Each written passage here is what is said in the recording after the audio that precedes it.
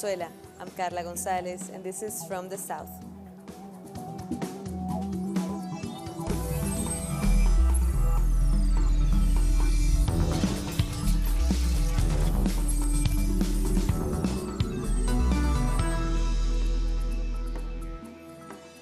We start with the story from Peru, where in a message to the country, President Martín Vizcarra called for a special session of Congress to approve a referendum for political and judicial reform.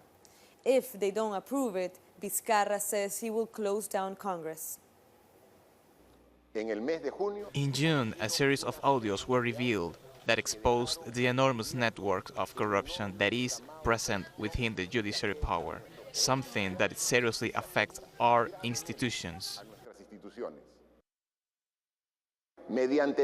By supreme ordinance, I summon an extraordinary legislature to the Congress of the Republic according to the Section 6 of Article 118 of the Constitution for the day Wednesday, 18th of September at 8 o'clock in the morning. The leader of the Oliver Sinisterra Front has been injured in a military operation in Colombia. According to authorities, Walter Artizala, known as Huacho, was injured in the rural area of Tumaco, close to the border with Ecuador. The group is believed to be responsible for the kidnapping and killing of 5 Ecuadorian citizens. Military officials are currently searching for Huacho in the area. We have received information about an operation from our special forces, an operation carried out by the military and police that Huacho was injured. At the moment, the military and police are closing in on an area where he was injured as so to find him. The Ecuadorian government has released a statement confirming what Colombian authorities had previously said. Ecuador says Huacho was seriously injured by 2 shots to his back. Yet, despite this, he was not captured. A former Colombian commander has appeared before the Special Jurisdiction for Peace Court. The retired General Ricardo Montoya is accused of executing civilians in a case known as false positives. Montoya was the head of the army in the government of former President Álvaro Uribe. He is the highest-ranking military officer to appear before this court. Activists have gathered to demand to know the truth and for justice. Let the truth be known about everything that happens. No more impunity. Please, we need to end this war. President Evo Morales has criticized the Secretary General of the Organization of American States for his comments on Venezuela. Morales said Luis Almagro has, quote, stopped being the OAS Secretary General to become an agent of the United States. This comes after Almagro suggested military intervention in Venezuela should not be ruled out. Venezuelan migrants who returned home agree that migration is being used as a weapon against the government. They say Almagro's comments are evidence of the political interest the United States has in the Bolivarian nation. A new group of Venezuelans have returned home as part of the government's plan called Return to the Homeland. They were the latest group to leave Ecuador. We have more in this report. After 3 hours of flight from Ecuador, they finally arrived home. They arrived to Venezuela.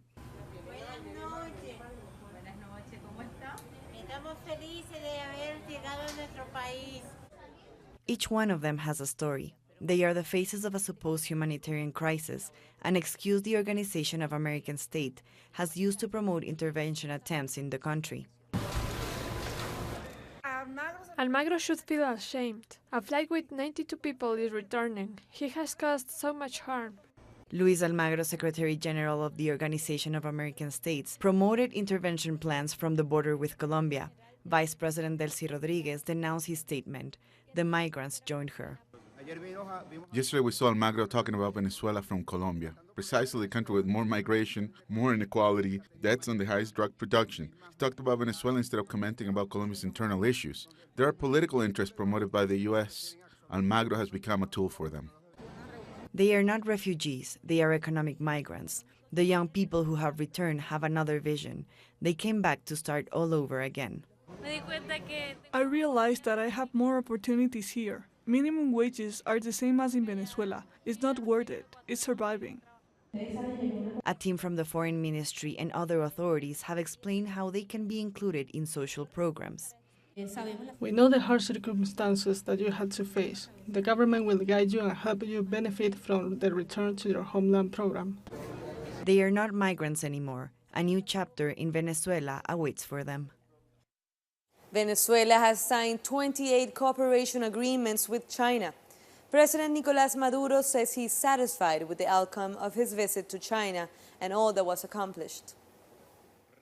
This visit has boosted the relations between China and Venezuela in a key moment for the implementation of our program for the economic recovery. It strengthens our strategy and it gives us stability. The Lula Libre Festival, or the Free Lula Festival, was celebrated in Sao Paulo on Sunday to condemn the arrest of former President Luis Ignacio Lula da Silva. It's the second edition of the festival, and it took place in the heart of the city.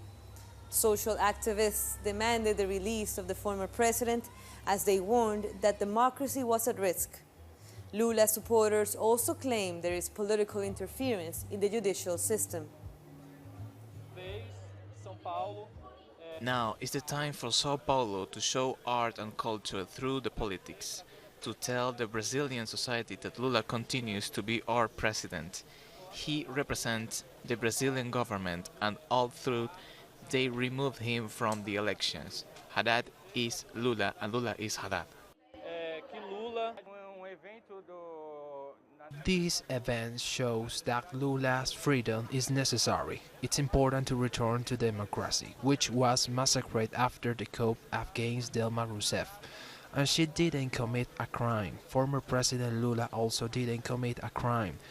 There is not a proof against him. He's a political prisoner in our country. Haddad attended the events along with his candidate for Vice President Manuela de Avila.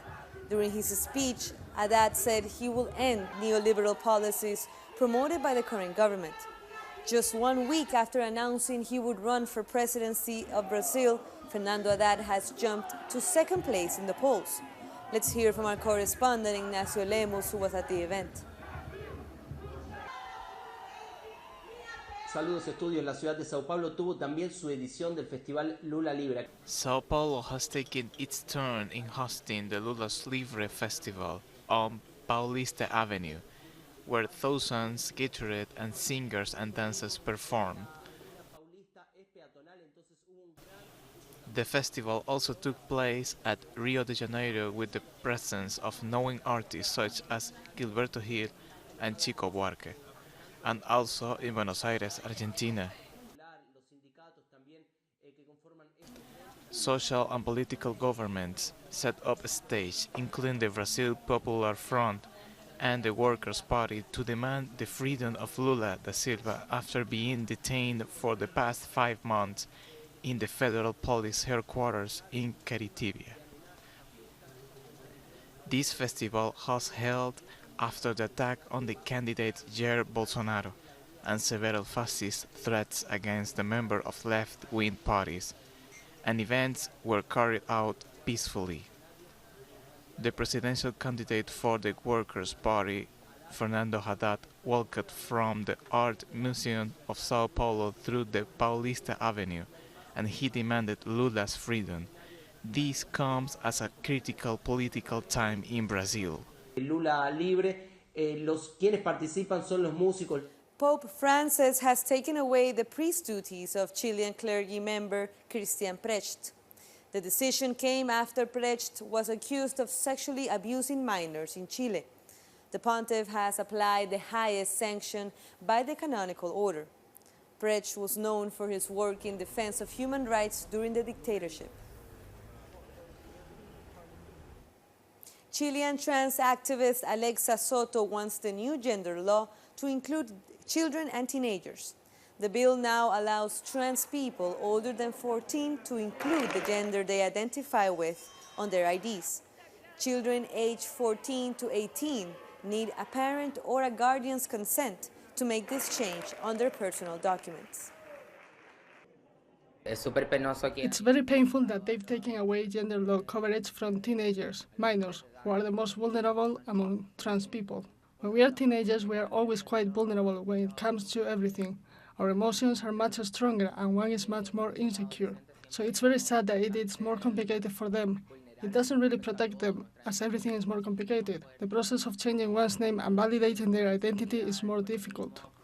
September 16 marks the 45th anniversary of the killing of Chile's emblematic singer, Víctor Jara. Jara was tortured and killed in Santiago's National Stadium days after a military coup that ousted President Salvador Allende. He was beaten to death and shot at around 40 times. Jara's music remains as a symbol of freedom and the struggle for social justice.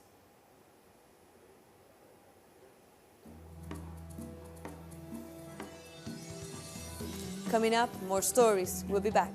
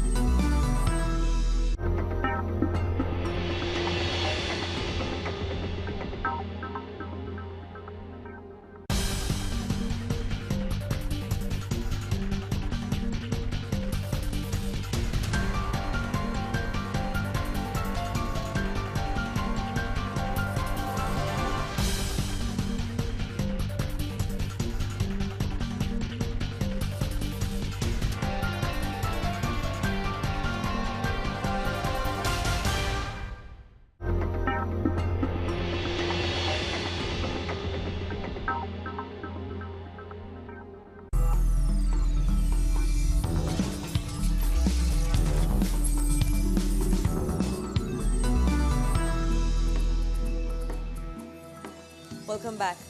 In an exclusive interview with Cuban President Miguel Díaz-Canel, conducted by the President of Telesur, Patricia Villegas, in Havana, Díaz-Canel said that the country faces tough challenges, most notably the blockade imposed by the United States, which has taken a toll on the development of the island.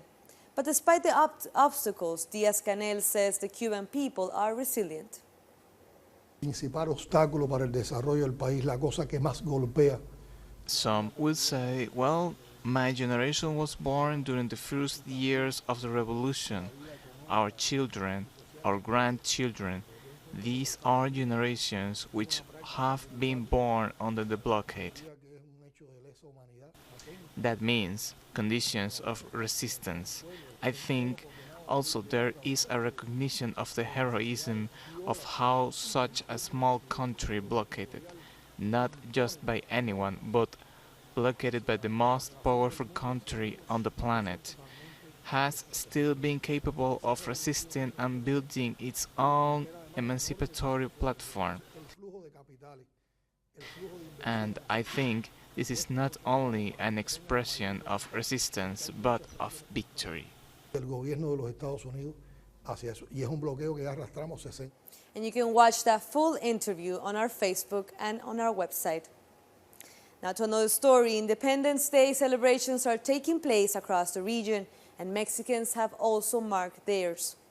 Thousands gather in Mexico City's main square for El Grito. The famous Viva Mexico is a contemporary twist on the original call to arms led by rebel priest Miguel Hidalgo. On September 15, 1821, the Spanish were defeated in the War of Independence. Most Central American countries declare their independence at the same time. Mexico's President-elect Andrés Manuel López Obrador is promising to roll out social programs for the elderly and indigenous people. López Obrador is also assuring that he will create protection plans for students. Credit schemes to promote economic development are also on the agenda. He was speaking at a meeting in Nayarit State during Independence Day celebrations. There are going to be changes. There will be changes. And look, I will not disappoint you. I will not. And anytime there is a difficult situation, and I will be present. And I will talk to you. I'm sure you will understand, because I will never ever make a decision that which negatively affects the people of Mexico. Never ever. I will always act in good faith with justice. We must all seek the transformation of the country. Nicaragua's President Daniel Ortega led a parade to mark the country's Independence Day. Ortega criticized the attempt of the United States to intervene in the country's affairs. The government accuses the United States of fueling the protests, which began in mid-April. What the Yankee did was appoint himself head of the Nicaraguan army and began to shoot those who had brought him and began to shoot all the Nicaraguans who proudly defended their country's independence. Trade unions in Costa Rica say they will continue their open-ended strike against the government's fiscal reform. They have rejected talks proposed by the Catholic Church, and the government says it won't begin talks until the strike is called off.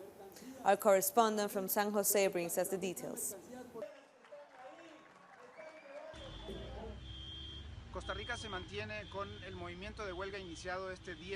An indefinite strike this Monday will be 8 constant days of contest protests.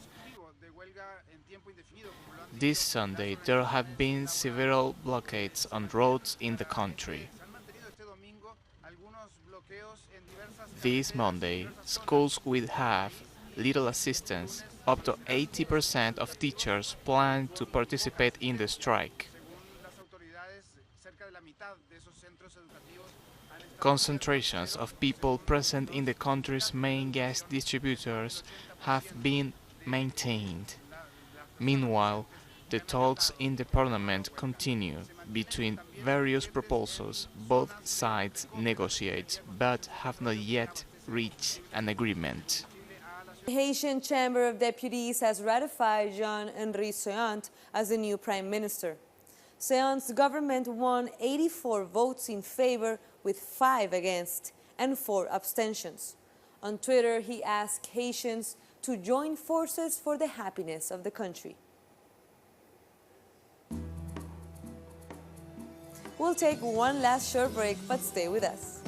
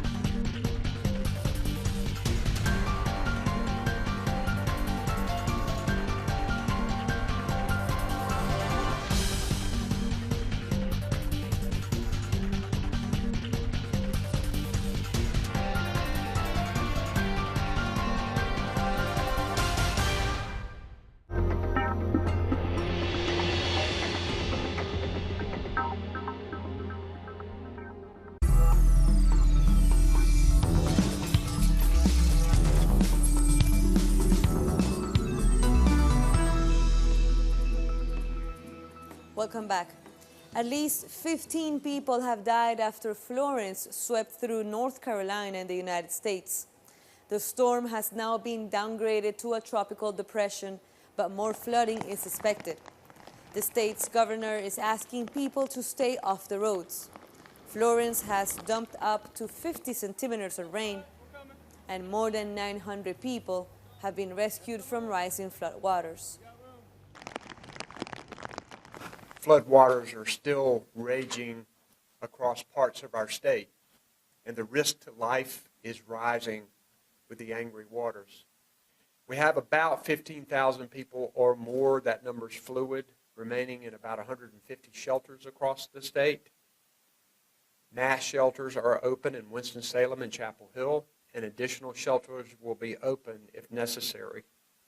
Across the state, around 700,000 people right now are without power. The Chinese province of Guangdong is on high alert as Typhoon MANGHKUT has brought torrential rain and strong winds. More than 2 million people have been relocated, and over 48,000 fishing boats have been called back to port. Authorities in Hong Kong also issued an alert as winds blew out windows and swayed skyscrapers. More than 200 people have been injured in the territory. And in the Philippines, at least 69 people have died, with dozens missing as a result of the typhoon MANGHKUT. It demolished houses and downed power lines. Some roads were cut off by landslides.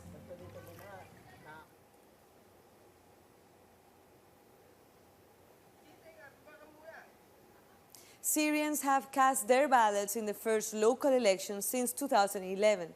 More than 6,000 voting centers opened early on Sunday across government-held parts of the country. Around 40,000 candidates are competing for more than 18,000 seats on local administrative councils. That's according to state media, which says the turnout was higher than expected. An Israeli missile attack has targeted Damascus International Airport. Israel acknowledged carrying out more than 200 strikes in the country over the past 18 months, mainly against Iranian targets. In the northern German port of Emden, preparations are underway for an upcoming NATO exercise. Special military vehicles are being loaded onto ferries, including armored fighting vehicles. More than 40,000 troops and equipment from more than 30 NATO countries and their partners will be heading to Norway for the Trident Juncture exercise. It is expected to take place sometime between October and November. And in Cologne, thousands of demonstrators marched in solidarity with refugees. Protesters call on the government to stop deportations to countries such as Iraq and Afghanistan. They say immigrants should be able to stay in Germany. They also took a stand against racism and xenophobia as right-wing violence sparked in Chemnitz. Palestinian activist Ahed Tamimi attended the annual Festival of Humanity in Paris on Saturday. The teen, who became the face of Palestinian resistance after she spent 8 months in prison, was warmly received. She said she was proud of what had been accomplished, that the truth has been spread out about Palestine. Tamimi also repeated the call to boycott Israel.